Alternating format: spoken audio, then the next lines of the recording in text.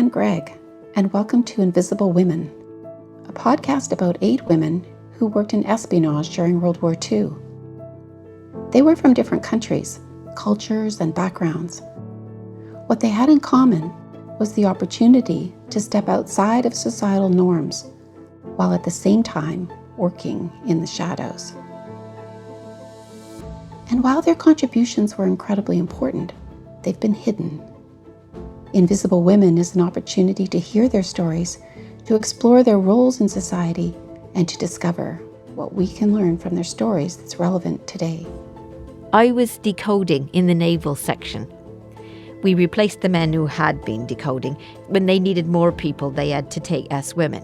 At first, they thought women couldn't do it well enough, didn't have the intellect. Most of us had honours in mathematics. Our job was to locate the German ships and U-boats for the Allied forces. And once we had enough information about the location, the messages were collated and we sent out the information. I knew that meant that a boat would be sunk. I knew they were all young men. That's Garnet, a young woman who worked at the secret facility of Bletchley Park, decoding enemy messages, and then went on to be a courier in a Czechoslovakian resistance cell. 2 types of spycraft that women were engaged in.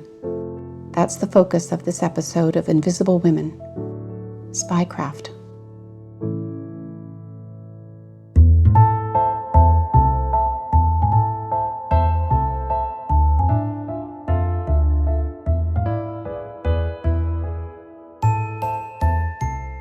What is it about secrets that holds such interest for us generally? Why is it that what is hidden and in the shadows creates great curiosity and energy? And why were these women, who were living ordinary lives pre-war, thrilled by the work and circumstances that had such high stakes? Before I introduce you to Garnet's story, I'd like to talk about women's spycraft. By the way, I'm using the term spy interchangeably with agent and soldier. These women had roles in military and resistance operations that were motivated by patriotic intentions. In World War I, there was some intelligence gathering networks that forbade the use of the term spy because it suggested someone who was spying for various nefarious reasons. In regard to women specifically, the role of the woman spy in movies and literature has often been portrayed as either seductresses or virtuous virgins, reflecting the lack of information about these women and the societal misperception surrounding the woman agent or soldier. Why is espionage important? If we know what is secret to another country, we have knowledge of something that they have worked at to keep hidden. Intelligence gathering is about gaining knowledge, and this knowledge is power. Spying is the first line of defense to protect a country's borders in an unstable world. Information gained in wartime has a direct impact on military planning, as you will witness through this episode in Garnet's narrative. References and the importance of spying can be found in the Bible and ancient and Greek and Roman history and Shakespearean plays. We know that sophisticated spying began about 500 years ago with the use of complex ciphers, but established intelligence agencies were not developed until the late 19th century. Briefly, in World War I, about 7,000 women were employed in British intelligence services. This is rather paradoxical, as women who were trusted with state secrets were still not allowed to vote or hold political positions. Yet they worked in the UK, France, Belgium, and the US gathering intel, and worked in areas of wartime intelligence networks. The actual stories of these women's employment in espionage as officers and clerical workers have been lost not only due to the secrecy of their duties, but because popular culture has envisioned them as the stereotypic vamps.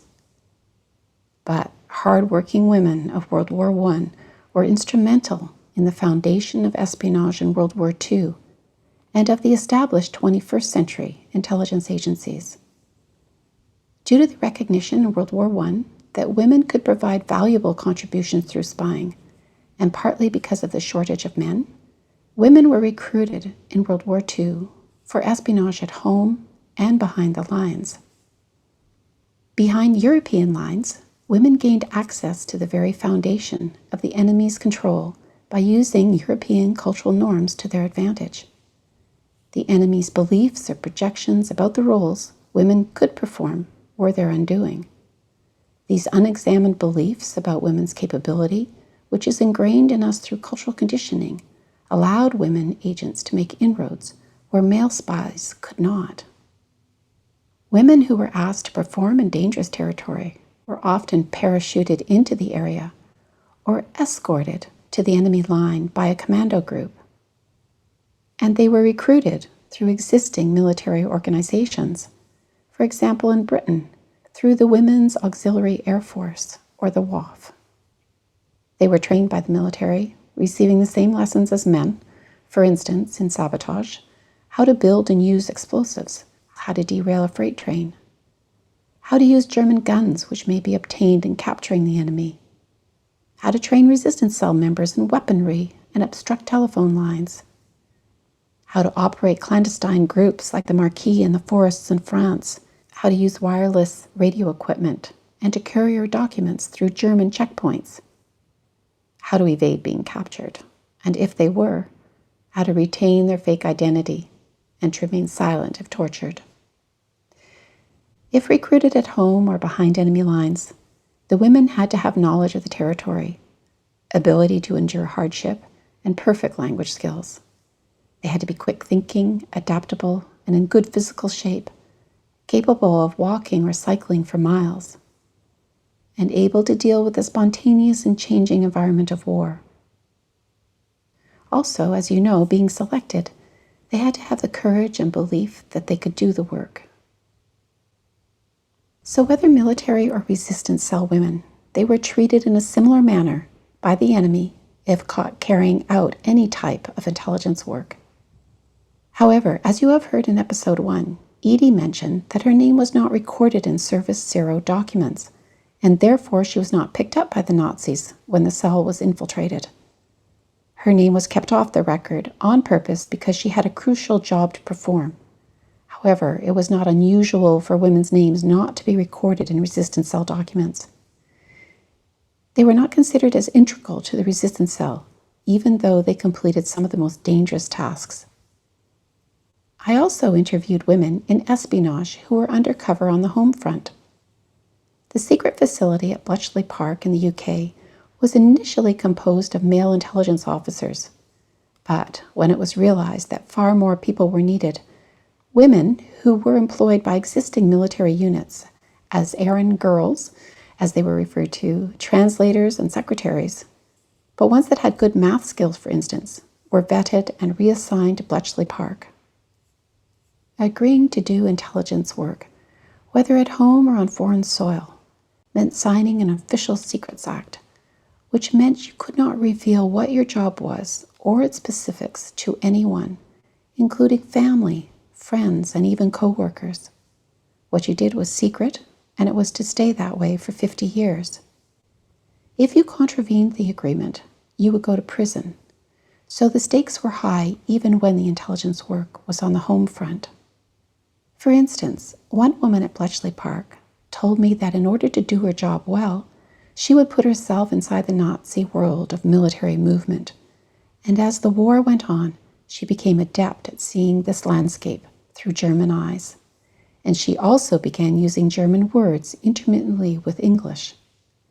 That was fine inside her working hut at Bletchley Park, but it was imperative that it not slip out elsewhere due to the Official Secrets Act.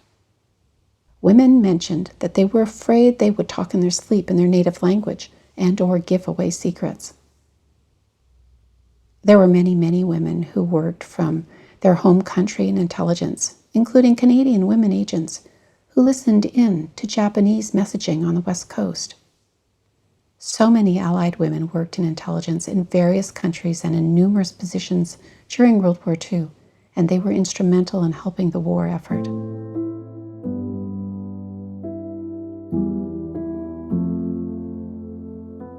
In this episode, I'll share the story of Garnet, a young woman who was brought up in the United Kingdom and volunteered for the war effort. Well, I joined up, naturally. volunteering for the Women's Royal Naval Service, the Wrens, as we knew it. Garnet worked on the home front at Bletchley Park for 4 years, and then she went on to a Czechoslovakian resistance cell. In 2005, I visited Garnet at her home on the Bristol Channel. The sun was shining, the seagulls were calling, and fishing boats clanging as I walked into her English garden across from the grey waters of the channel that day. Garnet answered the door with a bright smile and natural exuberance. Her white hair, while she mentioned it had blonde on the phone, was tossed about in animation as she told me to go ahead up the red carpeted stairs. Sitting down beside her on the sofa, she opened her photo album and began telling me her story with charm and humor. Years just seemed to fall away as her adventuresomeness shone through easily. I could ride a bike and drive a car, so soon I was taking dispatches to shipping in naval stations around Oxfordshire. We were in Northampton for a fortnight, learning to march and salute. We had galley duties, and we were issued navy denim overall dresses. I remember our heads being searched for lice, and learning naval etiquette. And the squad drills, marching, and domestic chores such as cleaning the kitchen floors.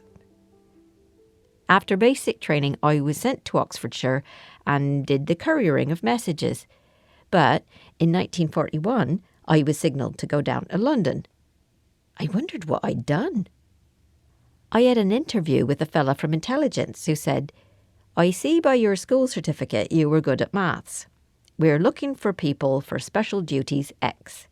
You will have 4 days off every work period. I'm afraid I cannot tell you what it is. However, you'll be living in the country." Well, I was a country girl, so I said yes. After I passed the interview, I received notification from the Foreign Office to take the train and find a telephone kiosk at Bletchley Station, and to ring a certain number and wait instruction. I got there in the night and there was a blackout. No, it was wartime. There was another girl waiting. A sergeant in an enclosed van came along, checked our passes and drove us to the park. It was all very odd and secret. It was completely dark and quiet when we arrived, completely fenced in, but the next morning it was a small village of activity, and people walking about, coming and going. A few of us were ushered into a room and told that the work we would be doing at the park, Station X, was very important for the war, but that it was highly secret. And if we talked about it, we could even be imprisoned. I was asked if I could keep a secret. What was I going to say? I signed the Official Secrets Act, that I would not speak about my work for 50 years. At the time, I did not have a clue what I was signing, or that it was for intelligence work, or for MI5, or what exactly I would be doing. We learned first aid, how to be a rescue squad. We had a day of firefighting, gasping for air all day. If we were bombed, we had to be able to take care of ourselves because no one was going to come and rescue us because the whole operation was a secret. One officer said to us, "You have to be big, brave girls." After her recruitment and training, Garnet was assigned to one of the huts at Bletchley Park to work on the decoding machines. They were called bombs.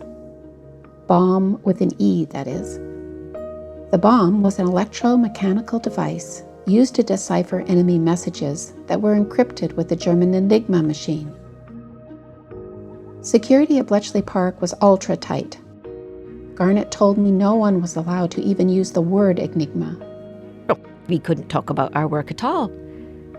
There was a security talk given to newcomers every Sunday morning. Do not talk at meals. Do not talk in transport. Do not talk while travelling. Do not talk by your own fireside. Even in your own hut. We didn't know what each other was doing, even in our hut, or what each other might have found out. And we didn't go into other huts. We weren't allowed. If family asked, I'd say I was still doing my old job of running errands and change the subject.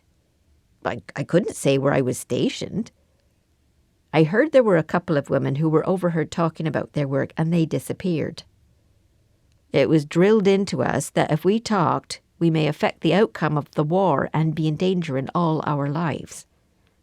If anyone tried to guess what we were doing, we were always to say, "No, it's not that," because someone may figure it out through elimination. The bombs were bronze-coloured cabinets. The front had rows of circular drums. We had to constantly clip and unclip the drums to put them in the correct order.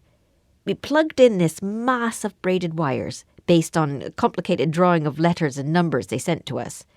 The backs of the machines were a mass of wires which we had to adjust with tweezers. Can you believe it? To keep them running well. And after you positioned everything, you turned the machine on and it kept spinning until it came to a stop. And then you loaded it again for it to run through another set of possibilities. But if it stopped suddenly, it meant that a code had been broken. Sometimes that did not happen for days. Do you know, by 1945, there were 2,000 of us working on the bombs. Most of us were Wrens. The main building was called the Mansion. It was an Edwardian-style home built by a financier. But we never went into the mansion. Not allowed. We worked in large huts throughout the estate. I would walk over to my machine hut from the camp for our shift.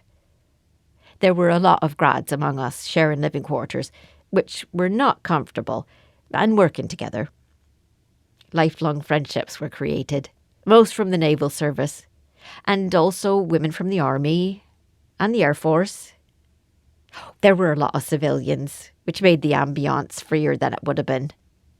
Mostly ranks were ignored. Sometimes you had a corporal giving an order to a major. We were all working long hours for one purpose. The people who lived in Bletchley thought we were ordinary Wrens. They saw us going and coming out and they thought we were doing office jobs. They didn't know a thing about it. We did shorten the war. It was hard work, but it was worth it. I was decoding in the naval section. We replaced the men who had been decoding. So when they needed more people, they had to take us women. At first, they thought women couldn't do it well enough, didn't have the intellect. Most of us had honours in mathematics. But also, there were times in which you had to follow your instincts. It wasn't straightforward. We worked on the first computer that ever was, and we got menus up, and they would tell you which ones, and you would switch them on, and they would go on for days before you get the right code, because the machine stopped at the codes. I became head of my watch. It was hard work, long hours. There was always the background noise of the machines. There was a large map on the wall that identified where the German U-boats and ships were located. Our job was to locate the German ships and U-boats for the Allied forces. So once we had enough information about the location, the messages were collated and we sent out the information. That was difficult for me. I knew that meant that a boat would be sunk. I knew they were all young men. Afterwards, I discovered that it was instrumental in the Battle of the Atlantic and other naval battles, but at the time, we did not know the big picture. At Bletchley Park, we were one big family. No friction. We worked hard. We played hard. Oh, we played tennis. Churchill saw what bad shape the courts were in and ordered them to be made right so we could use them. We had an excellent amateur dramatic society. They put on fantastic plays. Oh, the dances were fun. And there was a lake where some people would skinny dip in the early hours of the morning, mostly men. We went to London when we kid, and we danced all night. We didn't know what tomorrow would bring, and we learned to be tolerant and thoughtful. I remember one night very clearly. I was on duty the night this code came in. "I've got 1,000 messages for you." And then it went dead. We knew this SOE agent had been captured, because he was a friend's fiancé. I knew him well. We used to go on holidays together. He was with the SOE and dropped behind enemy lines. Well, he had to take cyanide. That's what the message meant. The SS threatened to kill everyone in the town if he did not comply with the order to give them intelligence information about the Brits. I was deeply affected by what happened to him. Later, when I discovered where he had been killed and that the town in Czechoslovakia had erected a plaque in his honour, I began sending flowers every year, which I do to this day. Well, the work made me more tolerant, compassionate, helped me grow up. I had to face things. Even afterwards, we learned things that were heartbreaking. The work was so secret at Bletchley. The Germans couldn't have any indication that we had broken their code. So when it was discovered through code breaking that Coventry and the cathedral there would be bombed, the people of Coventry were not warned. This was the way it was. The truth had to be protected. I didn't know this at the time, but I knew when U-boats were going to be bombed. War. I hate it.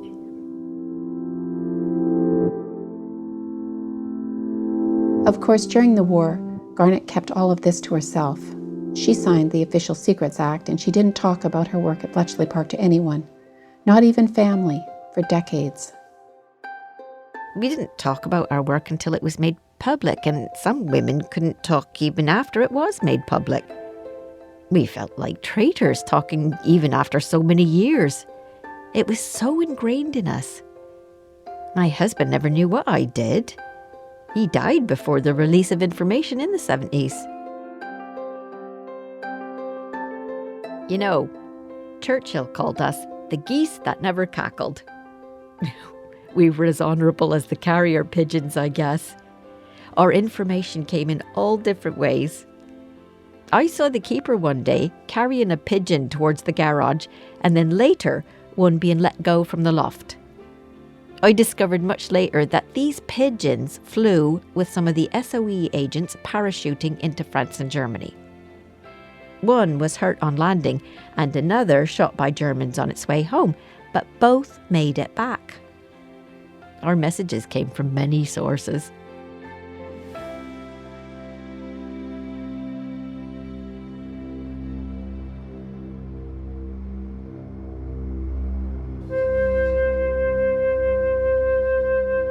When Germany fell and the war in Europe was over, Garnet went through another major transition in her life in espionage work.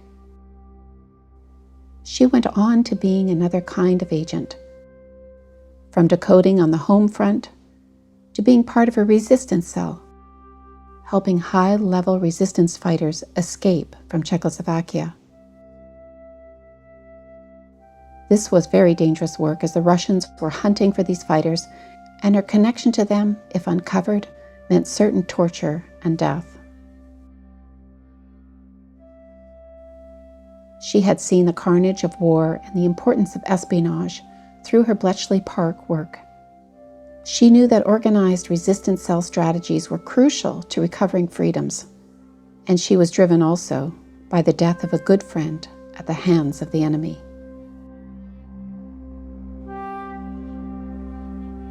Garnet was not paralyzed by fear and anxiety of what may happen to her, but rather, she was courageous and focused on believing in herself and her instincts.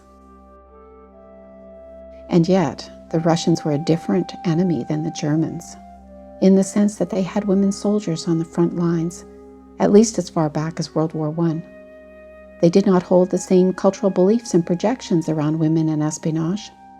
That is, they knew that soldiers, agents, and resistors could be women.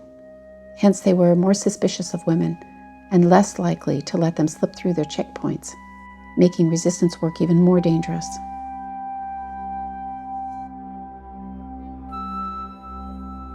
As Garnet's work at Bletchley Park ended with the destruction of equipment and documents she'd been working on for 4 years, there was a shifting within her that led her to much more dangerous and a different kind of spycraft.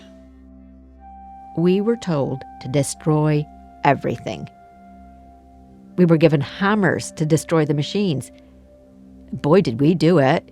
We beat the hell out of it. Boy, we just gave it. Also, there were bonfires. Oh, we dared not go out of the premises with papers.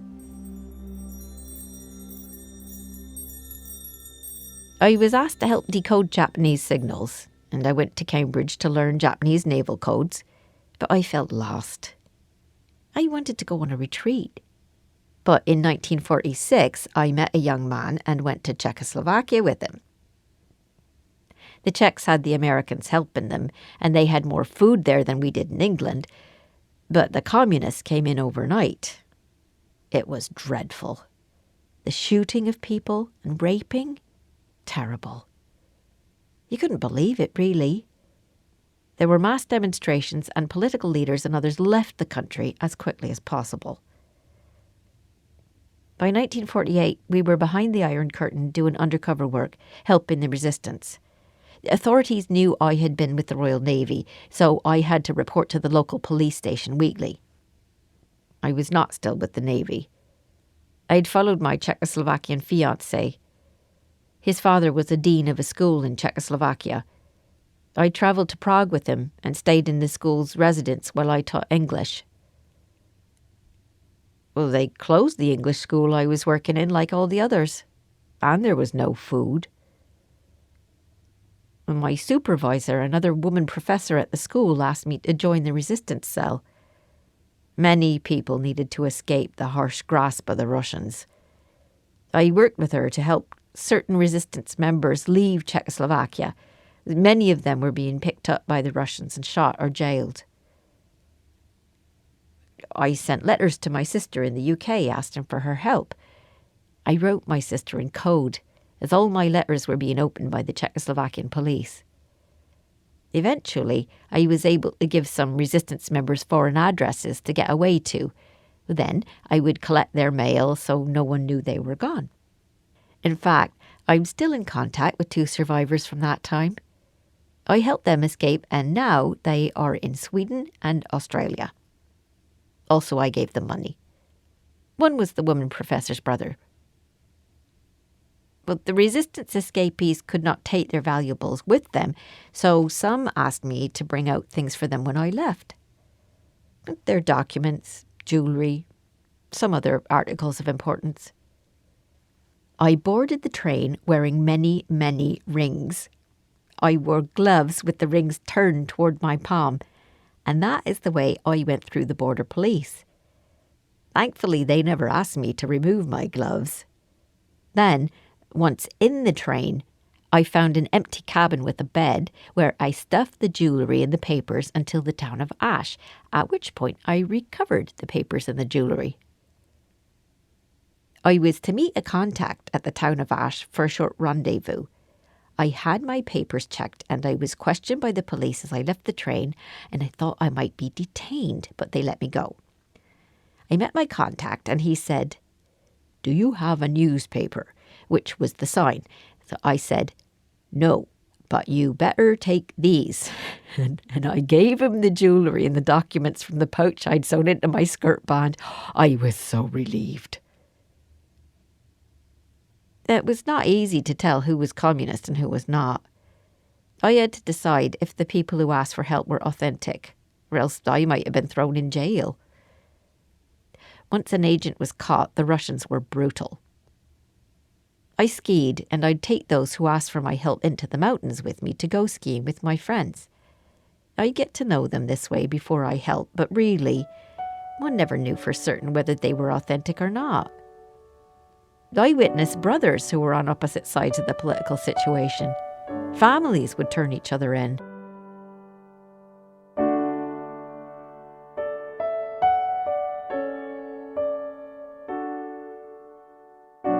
I went to Greece, where I obtained a job as a governess for the king's children. Oh, it was exciting.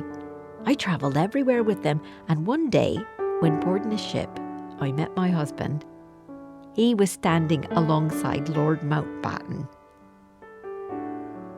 I was in Czechoslovakia from 1945 to 1948. The engagement did not last. I told him I could not stay in Czechoslovakia, and I got out just in time. Since then, he's married twice, and he visited my late husband and me regularly. If I had remained in Czechoslovakia engaged to him, I would not have met my late husband. And you know, lightning doesn't strike twice.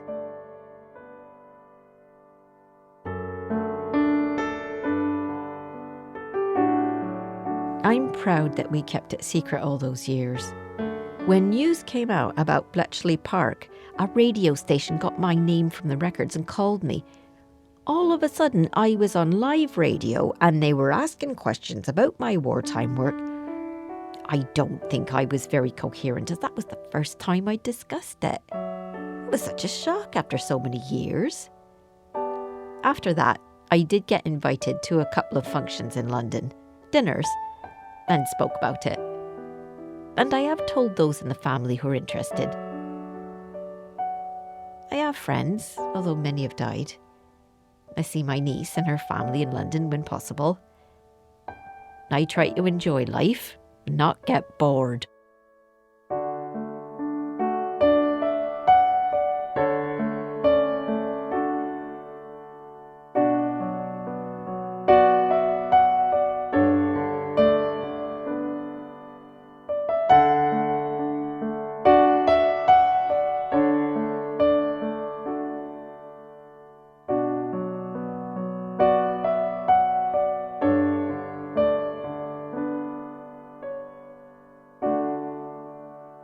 That was Garnet's story, as told to me in 2005. Eileen Barrett was the voice of Garnet. On the next episode of Invisible Women, I'll explore women through the lens of World War II Allied propaganda and how it was used to the cultural advantage of the day. That is, to keep men fighting and to keep women within traditional cultural mores, even though the norms were being stretched to include them in men's work. Women through the lens of Allied propaganda. That's coming up on the next episode. Please visit us on the web, where you'll find additional information and resources. And I'd also like to invite you to leave any comments or questions you may have and subscribe to the newsletter. You can do that on the website at www.invisiblewomen.ca. This podcast is produced by Robert Ouimet. I'm Diane Greig. Thanks for listening.